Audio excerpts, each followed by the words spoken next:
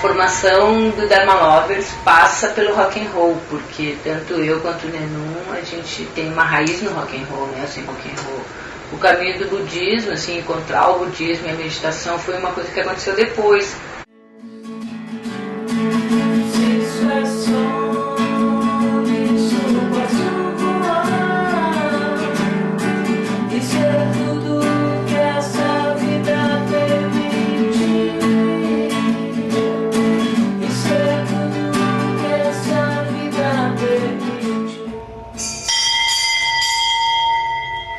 Como era muito presente o rock and roll na nossa vida, eu acho que o que a gente conseguiu fazer e que foi de uma certa forma natural é incluir, assim, juntar essas coisas, né? Pela compaixão dos Budas, né, o que a gente pode dizer assim, a gente pôde conciliar o prazer que a gente encontra na música com o incomensurável prazer que a gente encontra na meditação. Porque quando tu medita, tu abarca tudo, assim, né? Não tem nada que tu não possa aceitar. A música é uma ponte para o que veio a se tornar o budismo na nossa vida, né?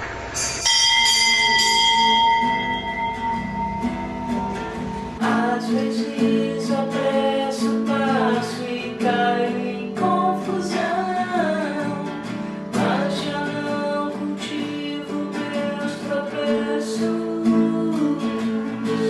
A gente lançou tudo isso, tudo começou uma descida de Três Coroas, sabe, no final do retiro, como uma viagem, sabe? Sério, aquele dia nós dois descendo assim, falando nas rias, disse, imagina.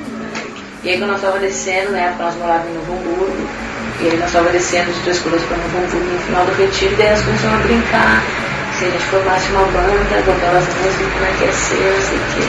E aí nesse dia a gente pensou no nome, né? Os The Dharma Lovers, né? As primeiras músicas de Dharma Lovers eu não estava aprendendo a tocar violão, sabe? Então eu estava aprendendo a cantar, eu nunca tinha cantado na minha vida, eu nunca fiz aula de canto, nunca fiz técnica voltar.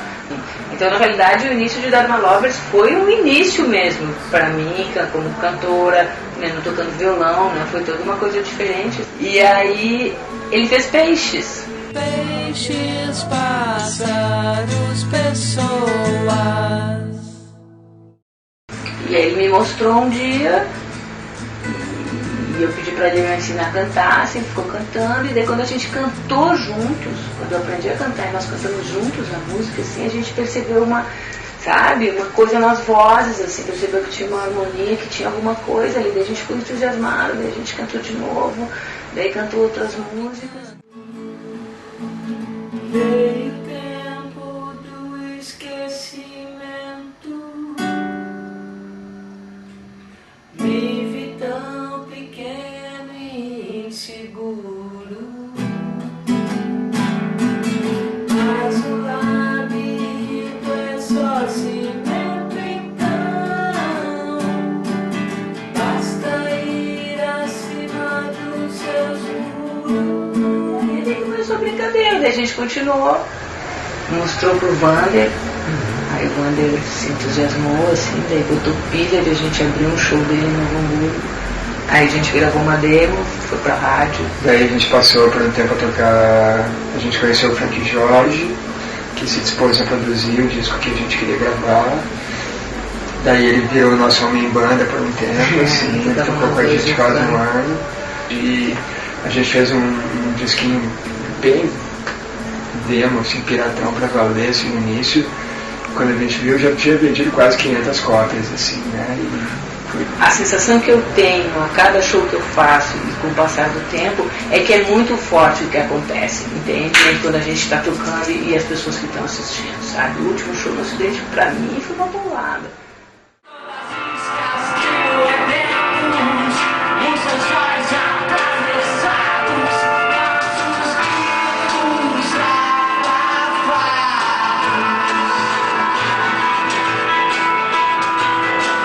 E hoje em dia, Dharma Lovers é uma banda, né?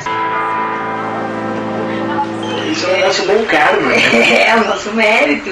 Isso. Mas eles sem dúvida são Dharma Lovers. Eles são, né? Muito Dharma Lovers. A gente diz que eles são pré-budistas. Era partir pro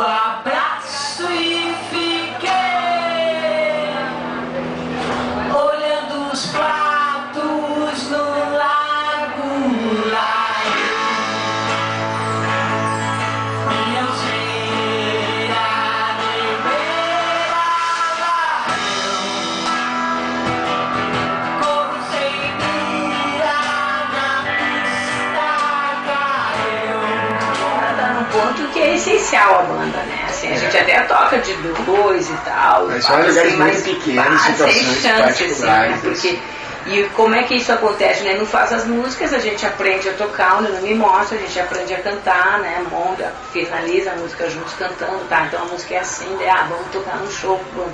A gente ensaia, a gente vai pro ensaio, a gente toca a música pros guris, os guris ficam ali e começam a tentar descobrir que nota Na e hora, vai, rola. claro, no primeiro eles já fazem arranjo, o Fernando é o Eles são gênio, o assim, Thiago E aí a gente tem a bênção também de encontrar outros Dharmalobras em outros lugares. Porque o pessoal do Rio assim também. O pessoal, a banda do Rio é o Moreno Veloso, o Cassinho Domênico e o Pedro Sá, que se apaixonaram por Dharmalobras. Então é fantástico perceber o quê? Que essa coisa que a gente identifica como sendo Dharmalobras, essa vibe, essa energia, essa coisa que a gente está criando, muita gente tem conexão. Assim, é uma coisa que não é nossa, pessoal. Nem é gaúcha, nem é brasileira, né? É uma coisa tem uns malucos franceses que se apaixonaram pela gente e vão lançar um disco nosso lá fora, vieram pra cá passar 15 dias no final do ano passado.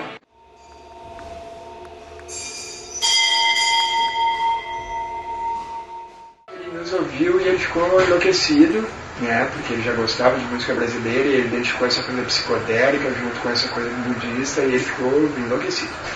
Sabe, essa coisa da França, assim, de ser lançada lá, como uma banda que é daqui, mas ser lançada lá por um selo de lá, não é um selo brasileiro, sabe, não é uma coisa que está indo para lá, é um cara de lá. Eu sinto que tem, sabe, que se um cara lá, que trabalha com isso, que tem um selo, percebe o potencial da banda e acha que pode funcionar lá, então a gente sente como uma coisa...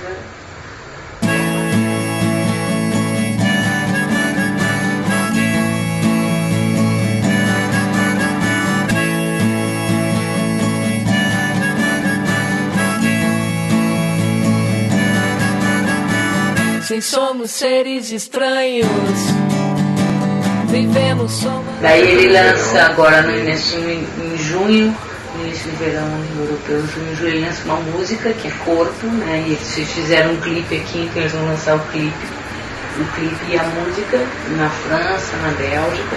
E provavelmente quando lançar o disco é a possibilidade de a gente ir, porque ele já falou de que para fazer funcionar a gente tem que estar lá participando, na rádio, televisão. A gente vê isso como uma oportunidade de ouro, assim, sabe? E a gente tem um disco de inéditas prontas que a gente está na fase de, enfim, achar uma forma de gravar para botar na rua. E aí, esse vai ser o bom. Porque esse a gente sente que incorpora mais todo esse crescimento, toda essa evolução, toda a coisa da banda, sabe? Tudo isso assim, né? É que fecha o ciclo, na verdade, né? Esse disco fecha o ciclo desses 3 primeiros discos. Porque a gente sabe que no ponto que a gente conseguir gravar esse 4º disco, ele é uma outra história.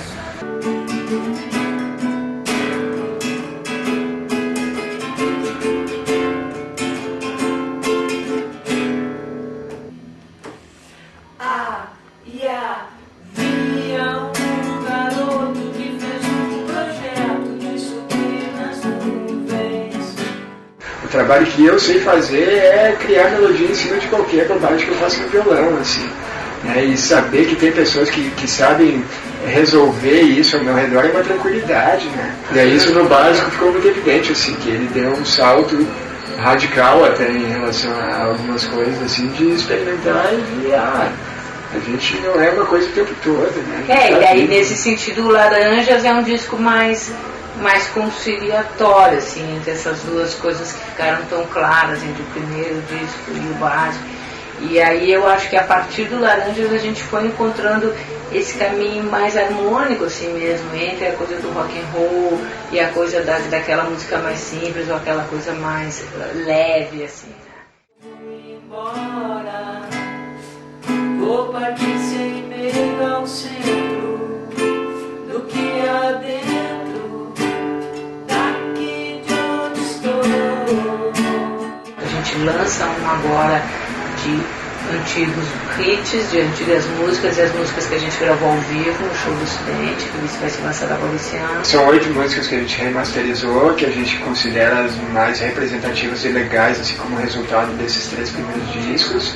E 6 gravadas no Ocidente no final do ano, que foi uma gravação maravilhosa, e a banda ao estava vivo, assim. para mostrar o ponto da banda, né, nesse agora, assim, né, o quanto a banda ao vivo é porreta, assim.